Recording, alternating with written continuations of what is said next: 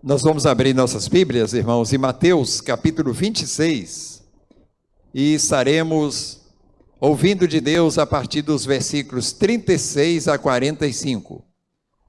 Você que participa pela internet, não deixe de ter a sua Bíblia à sua frente. Utilize-a para que você possa verificar aquilo que o pregador está pregando, está na Bíblia. Você precisa fazer isso para que você creia. Então, Mateus capítulo 26, 36. E os irmãos fiquem com a sua Bíblia marcada nesse texto, aquele famoso papelzinho, aquela fitinha. Deixe aí que nós vamos voltar sempre a esse texto aí. Mateus 26, de 36 a 45.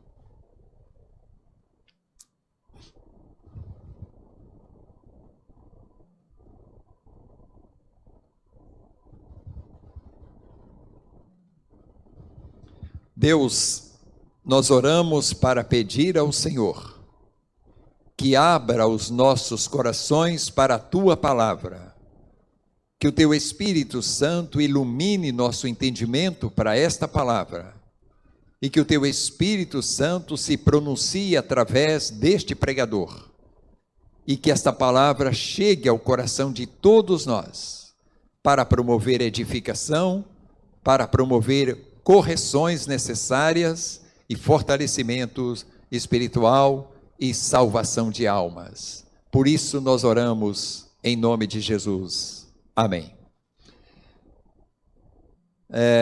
Mateus 26, a partir do 36, nós lemos: Em seguida, foi Jesus com eles a um lugar chamado Getsêmani e disse a seus discípulos: Assentai-vos aqui, enquanto eu vou ali orar.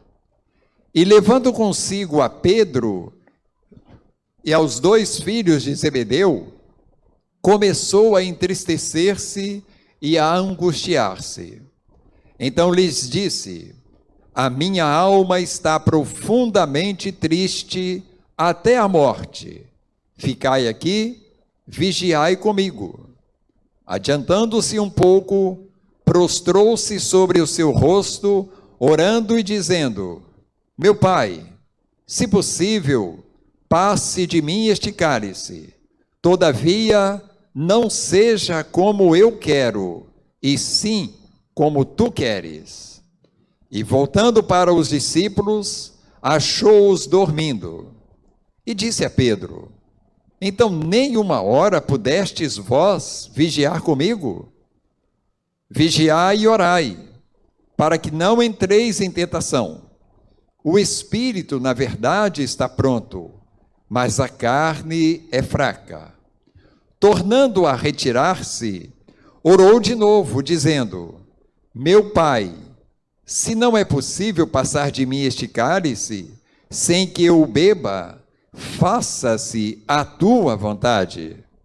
E voltando, achou-os outra vez dormindo, porque os seus olhos estavam pesados.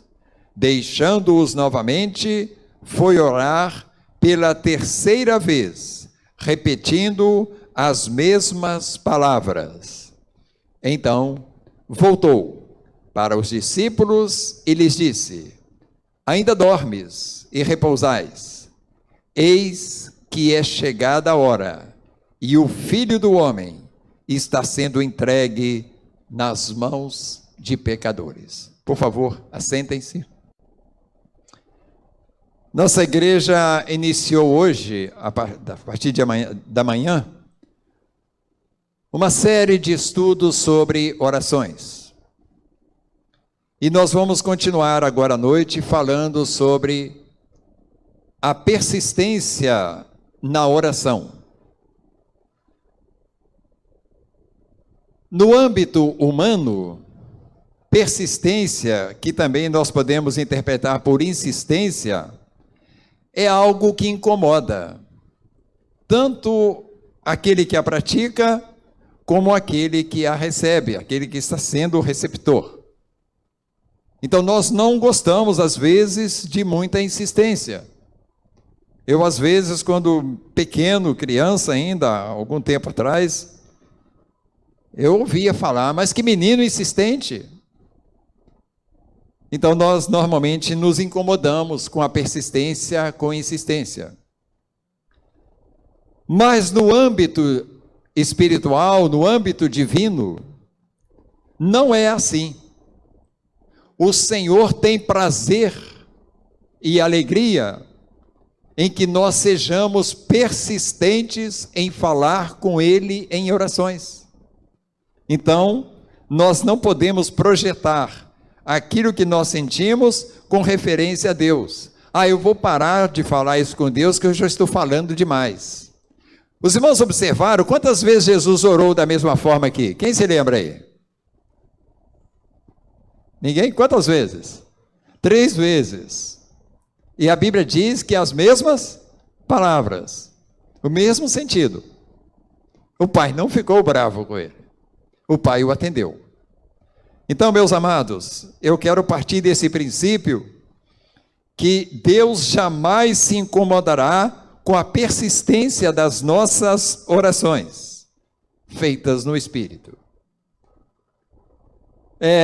Eu até pedi ao Estevão que ele vai projetar para nós um texto que, quando for aberto o livro de Deus, o livro que estão registrados todos os atos de todos os homens da terra, vai ter uma palavra ali que nos mostra a importância da persistência da oração direta, ou seja, da oração diária.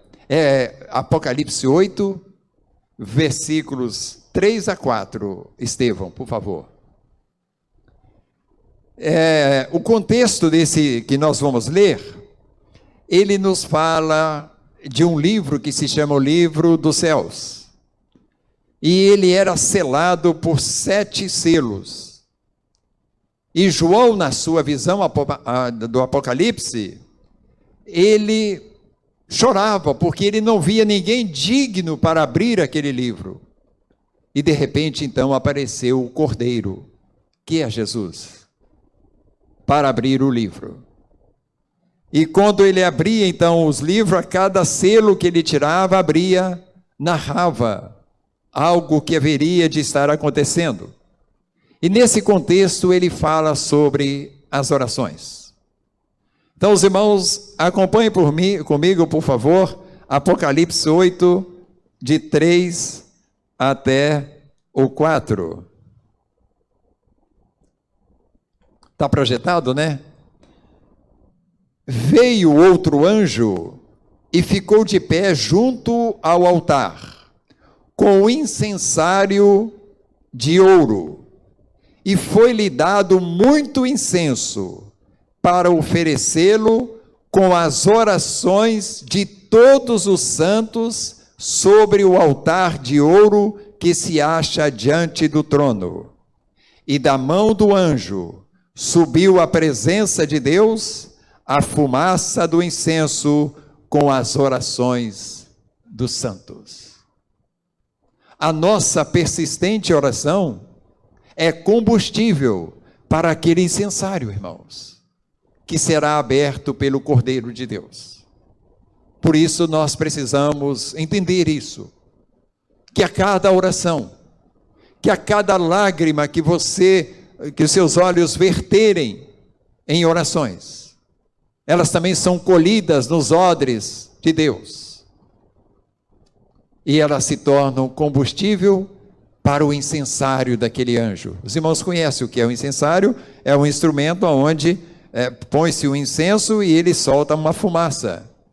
Então aquilo não é dizer que nós vamos usar esse ritual, será usado naquele momento em que a igreja triunfante estiver chegando ao céu, resgatada por Cristo Jesus e elevada por Jesus. Então esse anjo ficou de pé junto ao altar, e as orações de todos os santos sobre aquele altar de ouro estava sendo ali o combustível daquele incensário. Então, orem Oremos, meus irmãos, de forma persistente. E por essa verdade, o texto em destaque, Jesus nos ensina sobre isso. Então, nós vamos focar exatamente razões que nós temos para orarmos de forma persistente. Persistentemente vamos orar. E o primeiro ponto que eu quero destacar, o Estevão projeta para mim, as razões para orarmos persistentemente, é que nós devemos orar diária e persistentemente. Por quê? Para enfatizar isso, eu levantei algumas perguntas para nós aqui.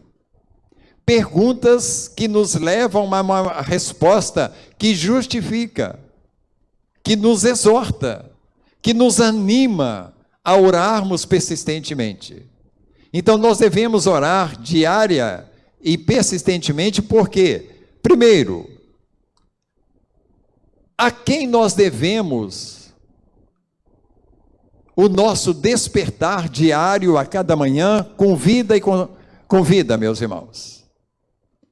Quem é que vai fazer, ou seja, que fez com que eu e vocês despertássemos hoje de manhã e estivéssemos vivos?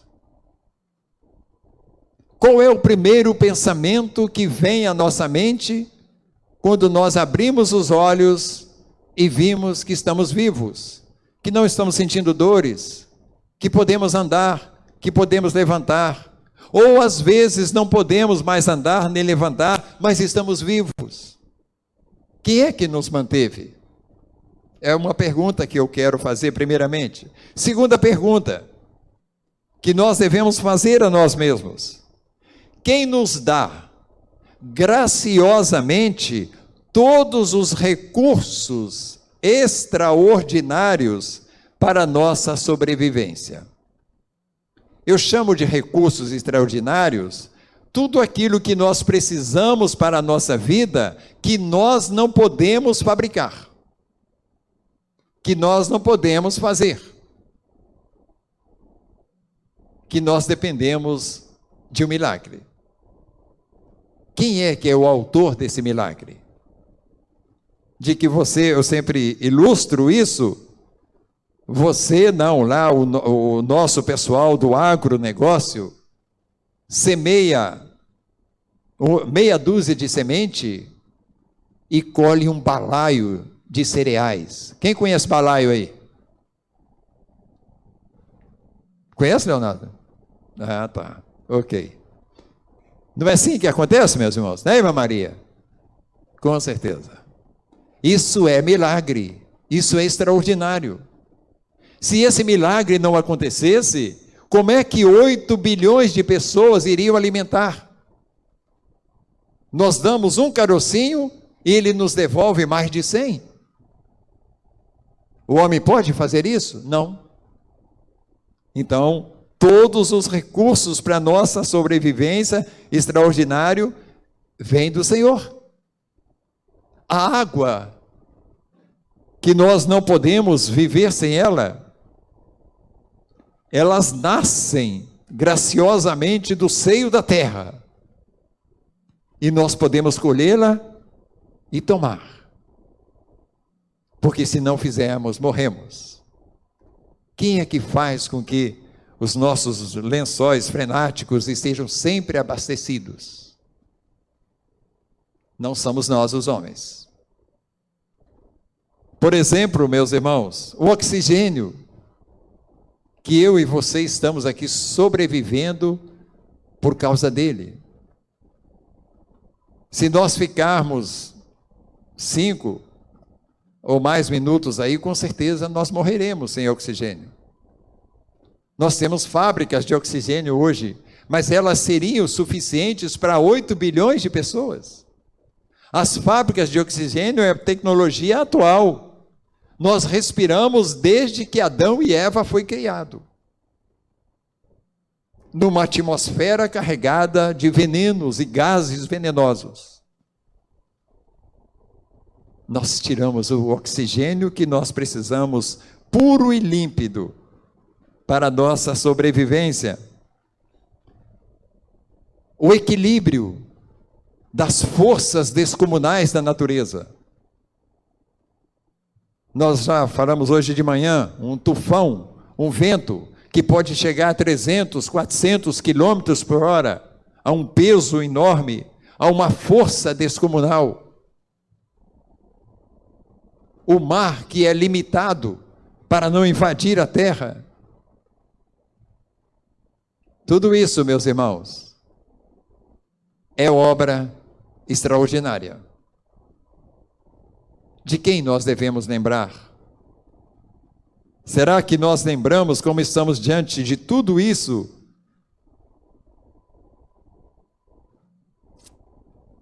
É uma pergunta que eu quero fazer aos irmãos.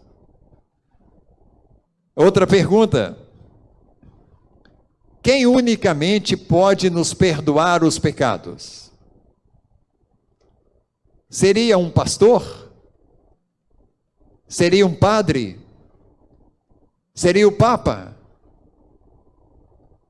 Que todos nós somos tão pecadores uns contra os outros? Pecado não é perdoado por homem, é perdoado unicamente por Deus. Quem é que pode nos perdoar os pecados? Quem estará isento de momentos de profundas e aterrorizantes tristezas? Diante de nós, irmãos, um dia acontecerá momentos de profundas tristezas, muitas delas aterrorizantes, como passou o homem Jesus. O verso 38, você lê comigo aí, lá no capítulo 26 de Mateus, esse momento que o homem Jesus passou. Então lhes disse, ou seja, Jesus dizendo aos seus discípulos: a minha alma está profundamente triste até a morte. Ficai aqui, vigiai comigo. Muitas pessoas nos questionam quanto a esse texto, mas como pode o teu Salvador ficar com medo da hora da morte? Você está me dizendo que não tem medo da morte, mas o teu Salvador teve. Porque elas não podem entender o que Jesus quer ensinar com isso aqui para nós. Primeira coisa que ele ensina, que as pessoas soubessem que naquele gesto sincero de Jesus, de confessar aquele momento de profunda tristeza da sua alma, ao se aproximar o momento onde ele espontaneamente entregaria-se a pecadores por eles mesmos, para ser injusta e cruelmente cravado numa cruz. E pior, recebendo sobre si todo o pecado de uma humanidade pecadora, a ponto de o Pai, naquele momento em que Jesus recebia os pecados da humanidade, afastar-se os olhos do seu Filho amado. E nós não podemos esquecer que a Bíblia diz que ao se encarnar Deus na pessoa do seu Filho, ele abriu mão de todos os seus atributos divinos. Era homem, Deus, o Filho do homem. Você projeta para mim, Estevão, Filipenses 2, 7 e 8. Lá na sua casa, abra Filipenses capítulo 2, versículos 7 a 8.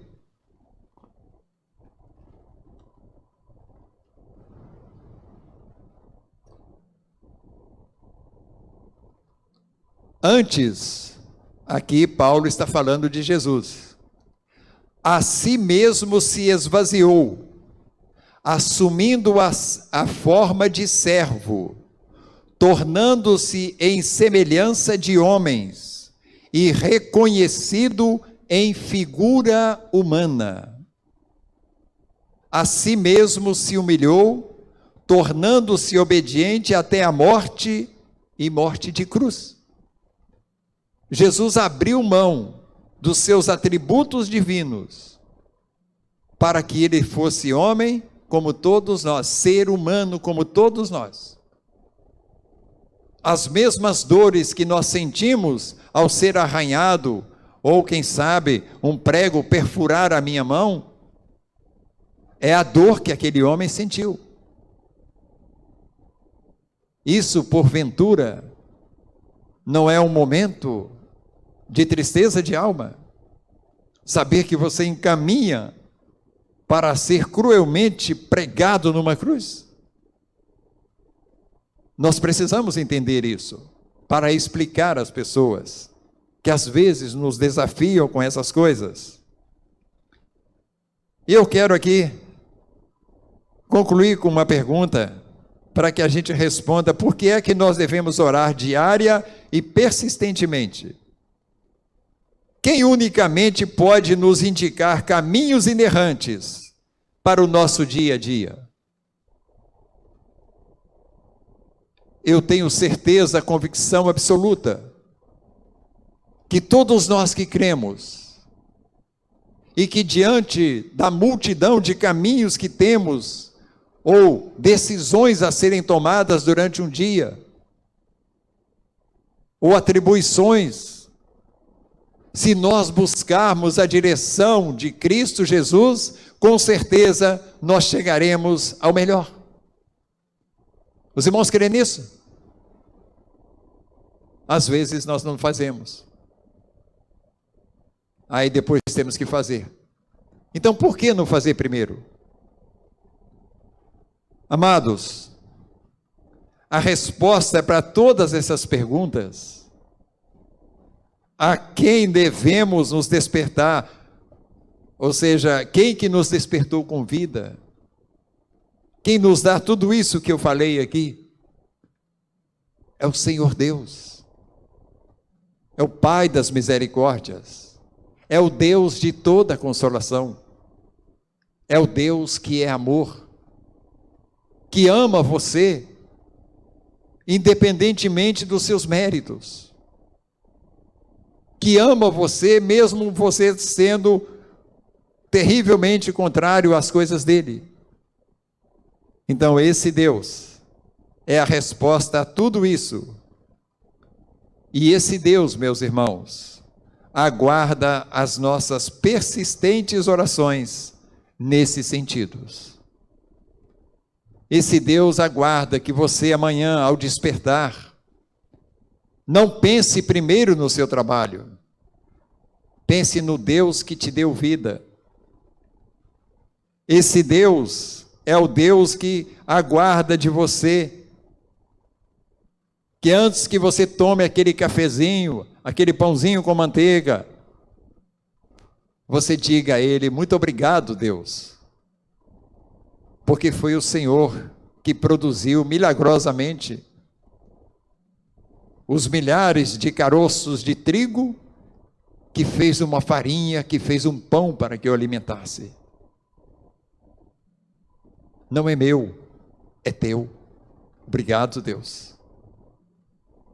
Isso é oração persistente, é oração diária. Ele aguarda com certeza, como falamos hoje pela manhã, que todos os dias você diga a Ele, com todas as palavras, os pecados que você cometeu, que eu cometi. Nós não podemos, como vimos hoje pela manhã, acumular pecados para ser confessados amanhã. Por isso, a oração diária de confissão. Como é que eu posso pedir a Deus, irmão, se eu estou devendo para Deus? Nós vamos, em estudos futuros aqui, outro domingo, falar sobre a ordenação da oração. Como é que se inicia uma oração? Ela precisa ser iniciada com o perdão, o pedido de perdão a Deus. Porque quem é que não pecou? Quem é que não vai pecar? Por isso a Bíblia diz que Deus não ouve a pecadores. Eu preciso primeiro, nós precisamos, irmãos, em primeira instância, confessar nossos pecados a Deus, para que Ele nos ouça. É Ele que vai perdoar os nossos pecados. Então, somente Ele aguarda essa oração naquele momento de tristeza, de amargura, de alma. Não fique choramingando com você mesmo, ou com alguém. Chore aos pés de Deus em oração. Isso é diário, porque nós passamos esses momentos na nossa vida. O versículo 41, lá de Mateus 26, por favor. Você acompanha comigo? Diz assim: vigiai e orai, para que não entreis em tentação. O espírito, na verdade, está pronto, mas a carne é fraca. O nosso espírito, irmãos, está pronto para ser trabalhado por Deus. Mas Deus determinou que houvesse um corpo corrupto que fosse a casca desse espírito, que fosse a morada desse espírito. E esse corpo corrupto, quantas vezes nos vence e nos leva a pecar contra Deus? Por isso nós precisamos, como diz Jesus, vigiar e orar, para que nós não sejamos abocanhados pela tentação e pecar contra o Senhor. Lucas capítulo 18, você abre aí, o Mateus projeta para nós, o Estevão projeta para nós, por favor, desculpe. Lucas 18, lá na sua casa, abre esse texto, que ele é de grande importância para que você entenda a necessidade da persistência da oração. Lucas capítulo 18, nós vamos estar lendo aqui os versículos 6 e 7 tão somente. Mas o contexto desse versículo, Jesus narra uma parábola em que havia em uma cidade uma viúva que tinha uma causa, uma pendência judicial que precisava ser julgada por um juiz. E aquele juiz era um homem muito cruel. Não sei se era careca, mas era bem cruel. E aquele juiz não queria julgar aquela causa. Mas aquela viúva não desistiu.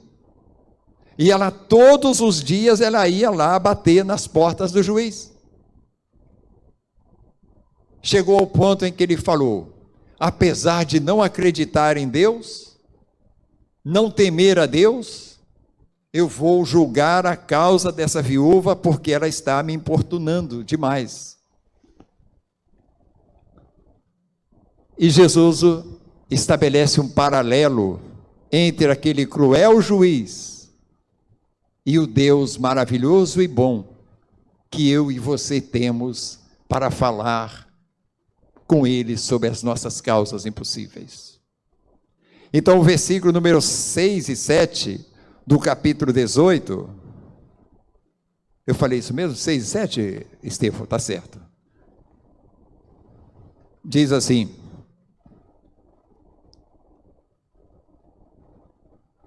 Então disse o Senhor: considerai no que diz esse juiz iníquo.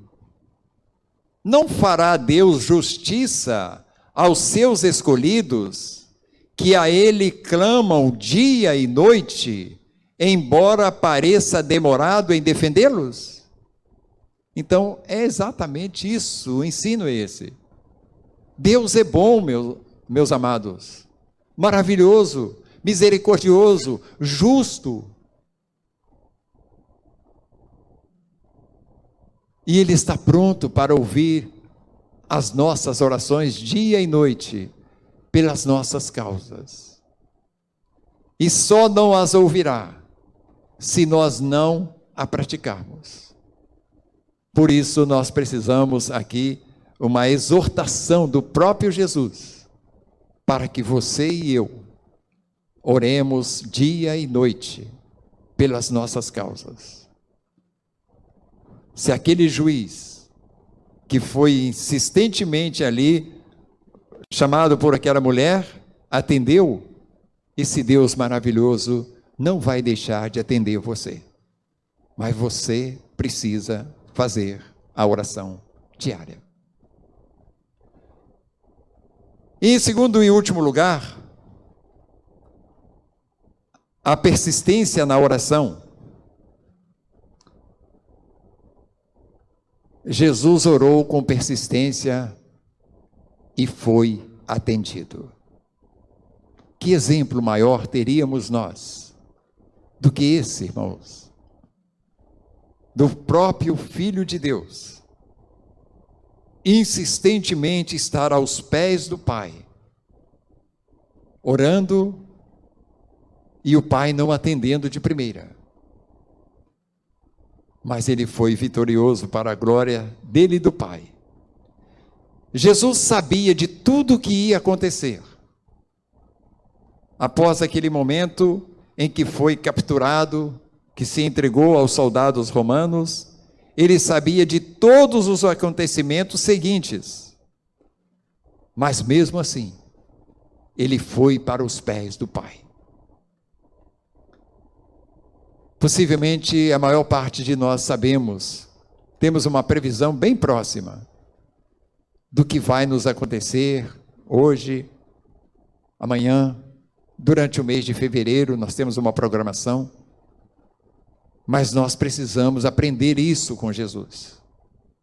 Vamos aos pés do Pai para isto. E a gente olha então aí os versículos que já foram lidos. Em Mateus 26, voltando, os irmãos, por favor, voltem. E os versículos 31 a 32, que diz assim: Então Jesus lhes disse: Esta noite todos vós vos escandalizareis comigo, porque está escrito: Ferirei o pastor e as ovelhas do rebanho ficarão dispersas. Ou seja, o pastor Jesus seria ferido e os apóstolos seriam como aquele carreiro de formiga que você passa um pau em cima e elas ficam todas dispersas. Foi assim que aconteceu. E o verso 32: Mas depois da minha ressurreição, irei adiante de vós para a Galileia. Então ele já sabia de tudo o que ia ocorrer. Preso, condenado, morto, sepultado, ressuscitado. E o que é que ele fez após isso, irmãos? A gente vê o versículo número 36. E em seguida, ou seja, após dizer isso aos apóstolos, foi Jesus com eles ao lugar chamado Getsêmani e disse a seus discípulos: Assentai-vos aqui, enquanto eu vou orar. Foi para os pés do Pai, de forma persistente. Ele contava com seus discípulos, irmãos. Esses homens que foram aqui com Jesus, se os irmãos já observaram, foram homens que muito próximos de Jesus. Esses homens foram convidados por Jesus para ver a sua transfiguração. E eles foram convidados para ser ali companheiros de oração de Jesus no Getsêmani. Os irmãos sabem o significado de Getsêmani. Getsêmani é um instrumento que espreme as azeitonas para tirar o azeite. Aquele era o lugar lá do Getsêmani, para exatamente significar um lugar de profundas tristezas e amarguras que Jesus passava ali. A gente observando a partir do verso 37, diz sobre esses homens: e levando consigo a Pedro e aos 2 filhos de Zebedeu, ou seja, Tiago e João, começou a entristecer-se e a angustiar-se. Então lhes disse: a minha alma está profundamente triste até a morte. Ficai aqui e vigiai comigo. Verso 39. Adiantando-se um pouco, prostrou-se sobre o seu rosto, orando e dizendo: meu pai, se possível, passa de mim este cálice. Todavia, não seja como eu quero, e sim como tu queres. Esse foi o clamor de Jesus ao Pai. Ele contava ali com seus companheiros de orações. E nós sabemos que os seus discípulos não corresponderam à expectativa de Jesus. Mas o Pai correspondeu. O Pai o atendeu. Então, concluindo, os versículos número 40, diz assim: e voltando para os discípulos, achou-os dormindo. E disse a Pedro: então, nenhuma hora pudestes vós vigiar comigo? Vigiai e orai, para que não entreis em tentação. O espírito, na verdade, está pronto, mas a carne é fraca. Tornando a retirar-se, orou de novo, dizendo: meu pai, se não é possível passar de mim esse cálice, sem que eu o beba, faça-se a tua vontade. E voltando-se, achou-os outra vez dormindo, porque os seus olhos estavam pesados. Deixando-os novamente, foi orar pela 3ª vez, repetindo as mesmas palavras.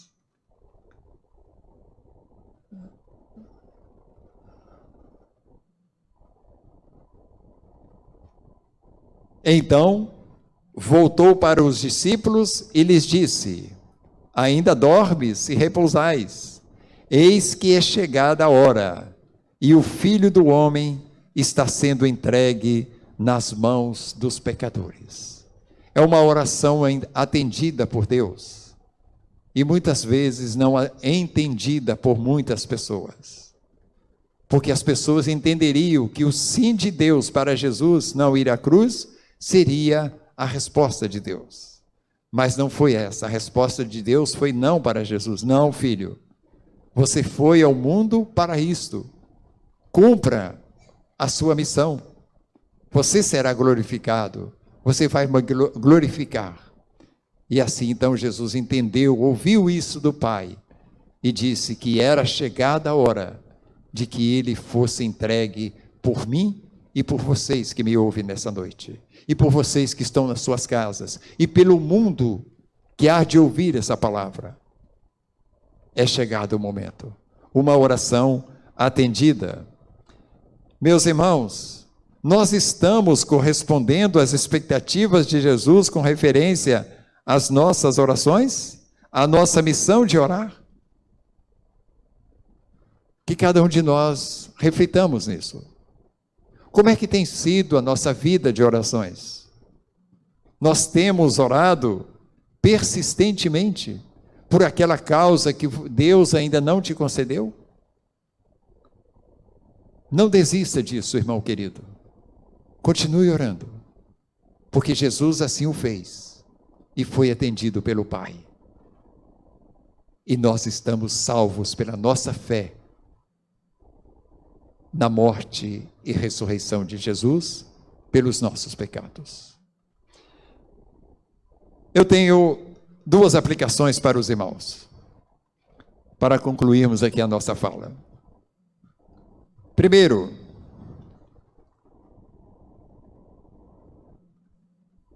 uma pergunta, 2 perguntas. Temos orado de forma persistente pelo que recebemos de Deus e pelo que pedimos a Ele? Se não, passemos a fazer isso, irmãos, queridos. Segundo, como discípulos, temos sido companheiros de orações persistentes com Jesus? Alguém poderia dizer, mas de Jesus não ora. Como não, irmãos? A Bíblia diz o quê? Que ele está à destra do Pai fazendo o quê? Quem lembra aí? Intercedendo por nós. Por cada alma arrependida aqui nesse mundo, por cada alma que ergue os seus olhos aos céus e declara Jesus como seu Salvador, há uma oração no céu, dizendo, este me declarou como Salvador hoje, justifica o Pai. Como que nós temos sido companheiros de Jesus na oração? Quantas vezes você ora por dia? Eu não vou me atrever a falar por mês, não é possível, né? Concluo, irmãos. Nós temos, na nossa era atual, motivos urgentíssimos de orações persistentes. Nós temos que orar de forma persistente pela Igreja de Jesus, porque é chegado o momento da peneira, da provação, das grandes tribulações e perseguições, como está escrito na Bíblia. Orar persistentemente para que nós sejamos uma igreja persistente em Jesus, que honremos o seu nome, que não neguemos o seu nome sob qualquer ameaça, porque ele mesmo nos garante que as portas do inferno não prevalecerão contra a sua igreja, não vencerão a sua igreja, não calarão a sua igreja. Mas eu e você precisamos orar persistentemente por isso, para que nós estejamos nesse grupo de vitoriosos, para a glória de Deus, porque senão nós vamos desistir. É tempo de orar pela igreja de forma muito persistente. É tempo de orar pela família. Todos nós, racionais, temos observado o tremendo e descarado ataque às famílias. As culturas inventadas, criadas, goela abaixo, para dizer a você, jovem, que casamento nada. Você pode namorar só, depois se não der certo, deixa para lá. É isso, irmãos, que está sendo a obra de Satanás, destruindo as famílias. Pessoas que estão vivendo juntos há muito tempo, sem casarem-se. E a Bíblia diz que o sexo precisa haver o casamento. Isso é palavra de Deus, irmãos. Não é palavra de pregador. E essas coisas estão acabando. Nós precisamos orar persistentemente para que o coração das pessoas, todas as nossas famílias, temos casos dessas coisas aí. Eu acho que alguma exceção. Poucas. Então, orar pela família. Porque há um trabalho maligno, diabólico, para destruir os valores das famílias. Romanos 1 está se cumprindo de uma forma, eu posso falar assustadora, irmãos? Para mim é. Quando eu abro Romanos capítulo 1 e observo o que está acontecendo no mundo, é um horror. Isso está criando uma força, irmãos. O chamado liberdade de amor. Uma força tremenda. Não vamos entrar em detalhes, mas vocês têm assistido com tristeza isso aí. Orar persistentemente pela perseverança da família nos moldes de Deus, nos valores que Deus estabeleceu para a família, marido e a sua mulher. É isso que Deus quer. Outra coisa, irmãos, persistentemente orarmos pelas enfermidades. Já observaram como é que elas estão acentuando-se? Hoje eu conversava com alguém, ou ontem, não sei, ele falava que passou no hospital muitos dias e que quando saía um paciente já tinha outro no corredor para entrar.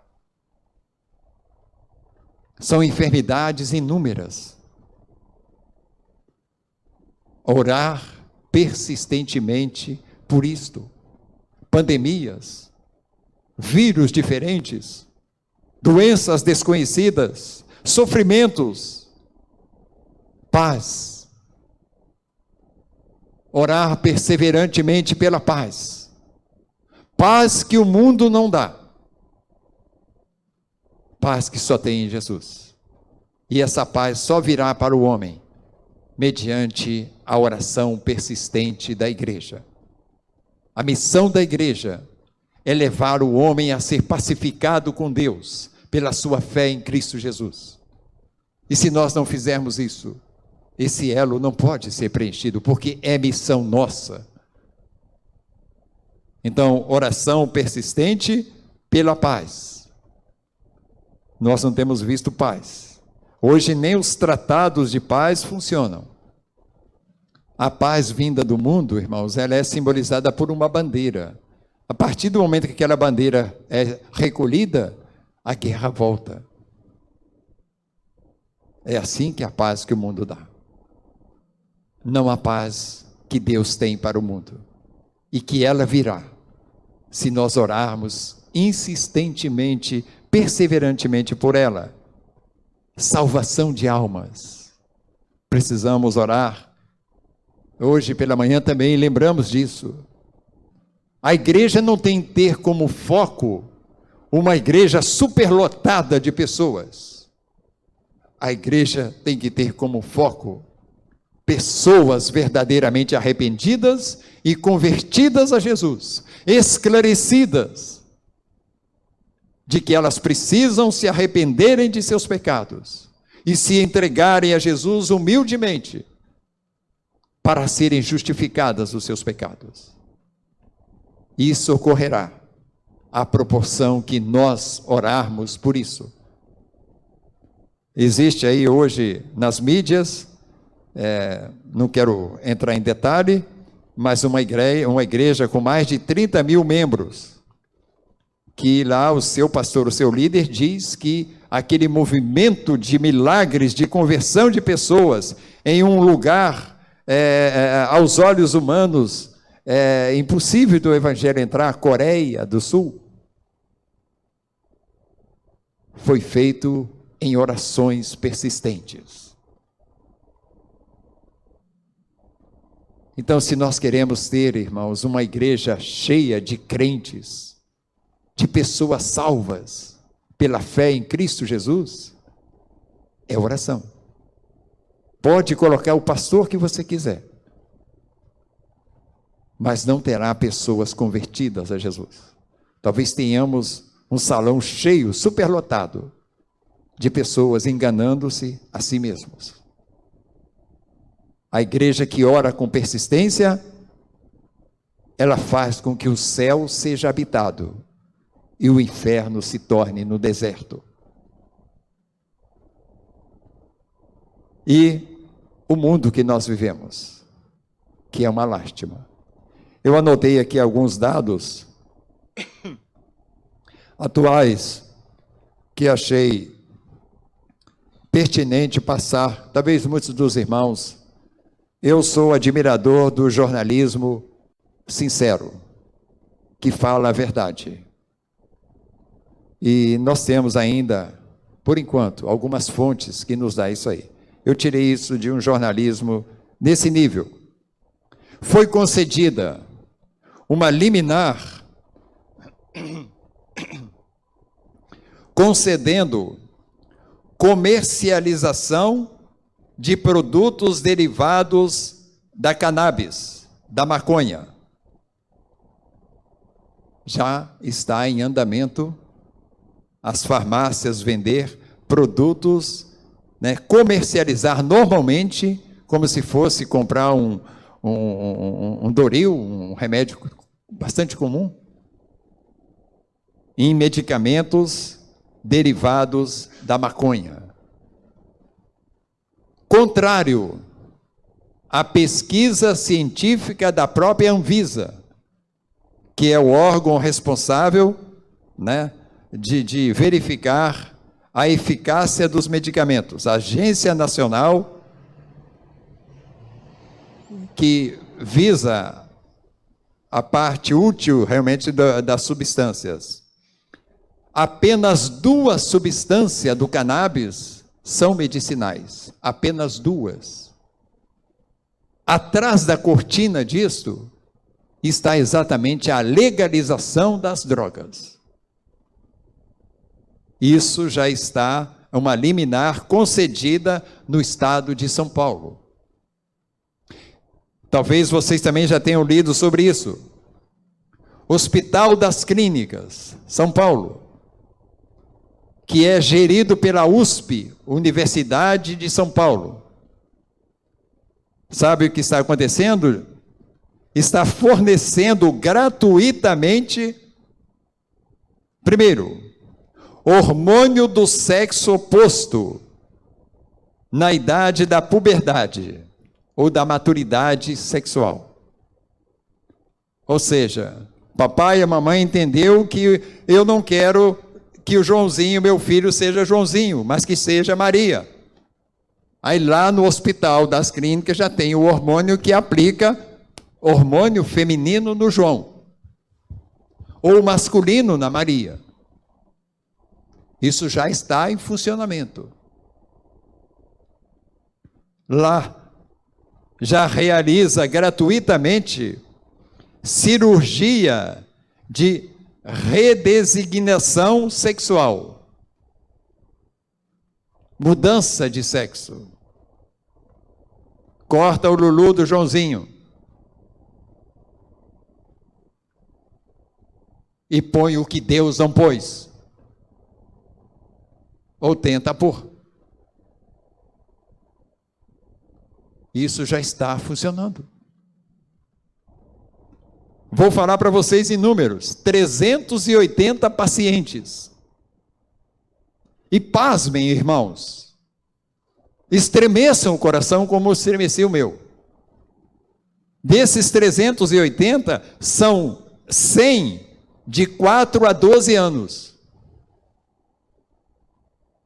4 a 12 anos. Outros 100 de 13 a 17. E os outros 180 maiores.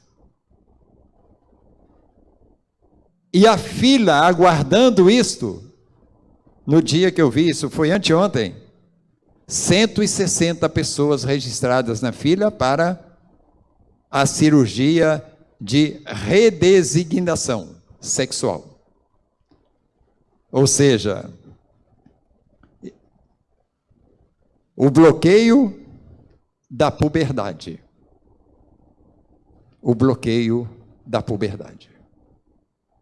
Então, esse é o mundo que nós vivemos. Esse é o mundo que Deus está olhando. E que Ele pode mudar essa situação. Vocês creem nisso, meus irmãos? Ou não? Agora, como é que Ele vai agir? Mediante a persistente oração da sua igreja.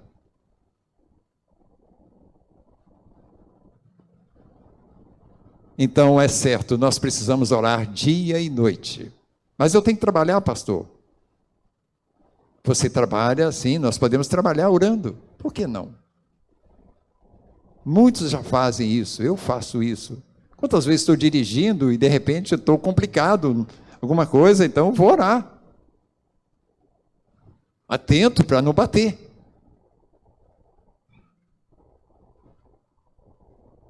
E nas madrugadas, quantas vezes Deus pode te acordar para você orar de forma persistente?